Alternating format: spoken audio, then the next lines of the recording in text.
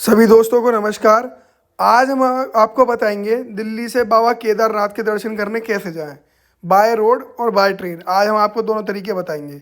हम तो गए थे बाय कार बाय रोड, उसका विश्लेषण हम आपको बाद में बताएंगे। पहले आज हम आपको बताएंगे ट्रेन से कैसे जाएं।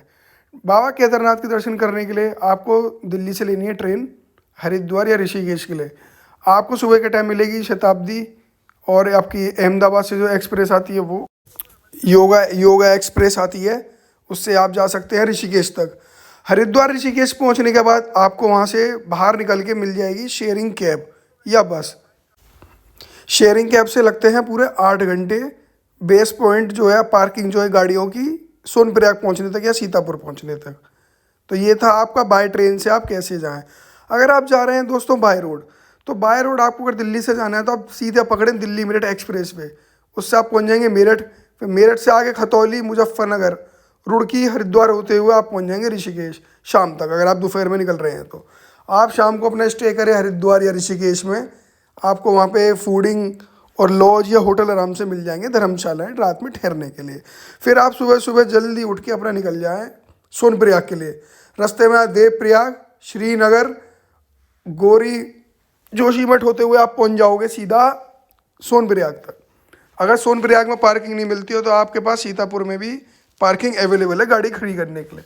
फिर वहाँ से आपको एक शेयरिंग कैब लेके जाना होगा गौरीकुंड। उसके लगते हैं 50 रुपये। तो 50 रुपये दे के आप पहुँच जाओ गौरीकुंड। वहाँ पे आपको पर्ची दिखानी है अपनी रजिस्ट्रेशन की, जो आपने यात्रा की करी है। फिर वहाँ से आपकी यात्रा हो जाएगी स्टार्ट। यात्रा दोस्तों है पूरे 22 किलोमीटर की। जो लिखा हुआ है 16 किलोमीटर या 18 किलोमीटर, वो है पुराना रास्ता जो तबाही आई थी 2013 में, उससे पहले का। अब जो नया रास्ता है वो है पूरा 22 किलोमीटर का। रास्ते में काफ़ी ऊंची ऊंची सीढ़ियाँ हैं, चट्टाने हैं, झरने हैं। ध्यान से चलें, और रास्ते में क्योंकि खच्चर भी काफ़ी हैं। जब केदारनाथ जी जा रहे हैं दर्शन करने के लिए, तो यात्रा करते समय, चढ़ाई करते समय शॉर्टकट रास्तों का बिल्कुल ना अपनाएं। आप वीडियो में देख रहे होंगे लोग जो जा रहे हैं शॉर्टकट रास्ते से, इससे चोट लगने की बहुत संभावना है। अगर मिट्टी खिसक जाती है, पत्थर खिसक जाती है, तो आप सीधे नीचे खाई में जाके गिरोगे। इसलिए शॉर्टकट ना ले, श्रद्धापूर्वक यात्रा जो पैदल रास्ता बना हुआ है सीढ़ियों वाला, उसी से जाएं। ये लोहे का पुल एक यात्रा में पड़ता है जो बताता है कि आपकी जो पैदल यात्रा है आधी हो गई है।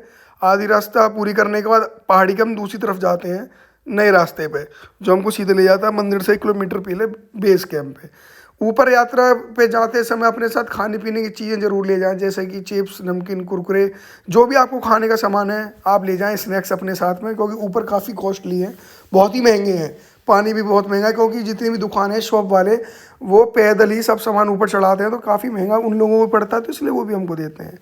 तो अपने साथ खाने पीने की चीज़ें ले जाएँ, और कोशिश करें कि आपकी यात्रा अपनी दोपहर में स्टार्ट करें गौरीकुंड से, और रात होते होते आप 7-8 बजे तक पहुँच जाएँ अपने बेस कैंप। बेस कैंप में आपको ईजीली, बहुत ईजीली टेंट्स अवेलेबल मिल जाएंगे। टेंट आपको 15 से 2000 रुपये में मिल जाएगा सोने के लिए रात में। अपना रास्ते में ध्यान रखें, इन खच्चर वालों से बच के चलें, पालकी वालों से बच के चलें, टक्कर मार देते हैं, थोड़ा इनसे बच के चलें। तो आप अपनी रात में ले सकते हैं टेंट। टेंट में आराम से आपको नींद आ जाएगी, आप सो जाओगे। थके इतने होते हैं यात्रा करके आते हैं, तो नींद आना लाजमी है। सुबह सुबह जल्दी उठ जाएं लाइन में लगने के लिए, दर्शन करने के लिए, क्योंकि लाइन बहुत लंबी हो जाती है। 1-1.5 किलोमीटर तक जो त्रिशूल लगा हुआ है वहाँ तक लाइन लग जाती है, तो अपने जल्दी उठ जाएं।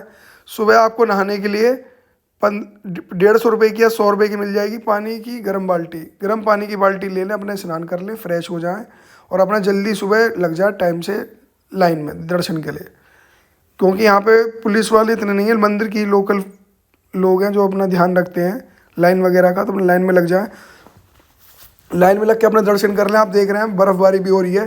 जो दर्शन करने का सबसे अच्छा समय है वो है जब कपाट खुलते हैं, और दिवाली से पहले, दशहरे के आसपास। वो मौसम बहुत ही बढ़िया रहता है यात्रा करने के लिए। वैसे तो सारे मौसम बढ़िया हैं बाबा के दर्शन करने के लिए, आप कभी भी जहाँ आपकी श्रद्धा है। लेकिन जो सबसे ठीक समय है वो है आपका दशहरा, दिवाली, और जब कपाट खुलते हैं, धाम खुलता है तब। हम जब दर्शन कर रहे थे, लाइन में लग रहे थे, तभी इतनी भारी बर्फबारी हो गई थी। आप देख रहे हैं कितनी बर्फ़ पड़ रही है रास्ते पे, लोग जा रहे हैं मुंह पे रखे हुए। ऑक्सीजन की कमी हो जाती है, तो इसलिए लोग कपूर भी लेके जाते हैं साथ में। जिन लोगों से नहीं चला जाता है, जिन लोगों पर नहीं बैठा जाता, उनके लिए हेलीकॉप्टर की सुविधा है।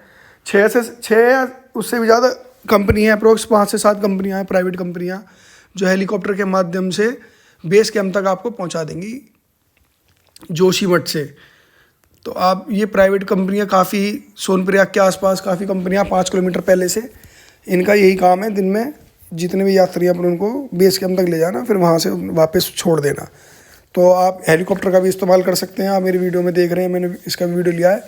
जो ये हेलीपैड है मंदिर से 1 किलोमीटर पहले है। मंदिर का रीडेवलपमेंट चल रहा है। माननीय प्रधानमंत्री नरेंद्र मोदी जी 12 ज्योतिर्लिंगों का रीडेवलपमेंट कर रहे हैं, तो उनमें से केदारनाथ जी का भी हो रहा है। जैसे कि आप जानते हैं 12 के 12 ज्योतिर्लिंग, जैसे MP में हमारा ओमकारेश्वर, महाकालेश्वर उसका हो चुका है।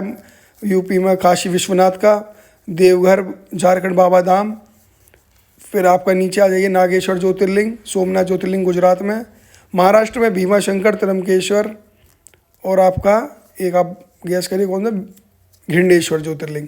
नीचे चलेंगे तो रामेश्वरम, मल्लिकार्जुन। तो ये अपने 12 ज्योतिर्लिंग बाबा के, तो उन सबका रीडेवलपमेंट चल रहा है। लोग देखिए शॉर्टकट, मतलब शॉर्टकट जरूर मारना है, शॉर्टकट मारे बगैर नहीं रहेंगे, चाहे जान चली जाए, चोट लगे, लेकिन शॉर्टकट जरूर मारना है। मंदिर के पीछे भीमशिला भी है, जिसने पानी, जो तबाही बादल फटे थे, जो तबाही का पानी आया था उसको 2 धाराओं में बांट दिया था और मंदिर को बिल्कुल भी क्षति होने से बचाया था। यहाँ बर्फ़बारी काफ़ी हो गई थी, इसलिए को हम भैरव के मंदिर दर्शन करने नहीं जा पाए। भैरव बाबा के ऊपर भैरव बाबा का भी मंदिर है, लोग वहाँ पे भी दर्शन करने जाते हैं। बाबा का कोतवाल कहते हैं, ऊपर है, काफ़ी भारी बर्फ़बारी हो रही थी, इसलिए हम लोग दर्शन करने नहीं गए, वहीं से लौट आए। तो आप अपना लाइन में लग के फिर अपनी थोड़ा रेस्ट लेके दोबारा यात्रा चालू कर दें नीचे उतरने की, क्योंकि आप मान के चलिए आप सुबह 10-11 बजे दर्शन हो जाते हैं, आप रिटर्न आते हो तो 3-4 बज जाएंगे आपको आते आते। फिर अपना लौटने के लिए आप अपना गौरीकुंड में ही होटल ले लें, रात को वहीं विश्राम करें अपना।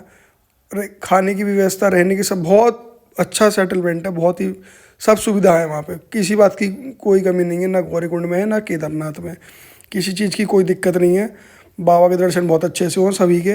हम अपने भारत देश के लिए मैं प्रार्थना करके आया था, सभी देशवासी खुश रहें, हमारे देश में खूब सुख समृद्धि आए।